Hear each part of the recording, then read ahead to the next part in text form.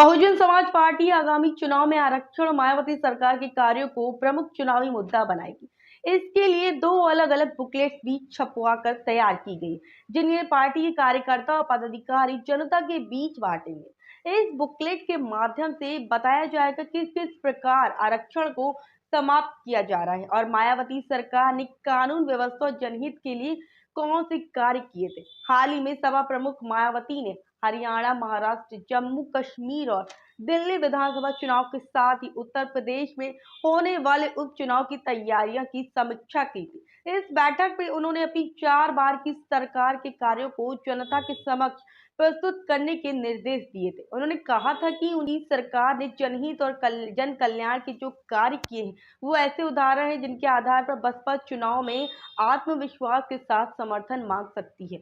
इस उद्देश्य के लिए बुकलेट तैयार की गई है, जिन्हें जमीनी स्तर पर बैठकों में बांटा जाएगा। चुनाव प्रचार और जनसंपर्क के दौरान भी कार्यकर्ता यह बुकलेट वितरित करेंगे और मायावती सरकार के कार्य को जनता के समक्ष प्रस्तुत करेंगे। आरक्षण में वर्गीकरण के मुद्दे को भी बसपा ने प्रमुख चुनावी मुद्दा बना लिया। मायावती ने इस मुद्दे के खिलाफ सबसे पहले आवाज उठाई थी और इस विषय पर उन्होंने 2 बार प्रेस कॉन्फ्रेंस भी की थी। प्रेस कॉन्फ्रेंस में वर्गीकरण के जो नुकसान मायावती ने गिनाए थे, उनके बुकलेट में शामिल किया गया। इसके अतिरिक्त वर्गीकरण की खामियां, इसके आरक्षण को समाप्त करने की साजिश और दलितों को होने वाले नुकसान से जुड़े मुद्दे को भी बुकलेट में समूहित किया गया। आपको बता दें, पार्टी की रणनीति यह है कि वह अपने कैंडिडेट वोट को विशेषकर दलितों पर फोकस कर रही है, ताकि यह वोट बैंक वापस बसपा की ओर आ सके। इसी कारण मायावती आरक्षण में वर्गीकरण को प्रमुख मुद्दा बना रही है। उनका उद्देश्य यह बताना है कि वर्तमान सरकार और अन्य पार्टियां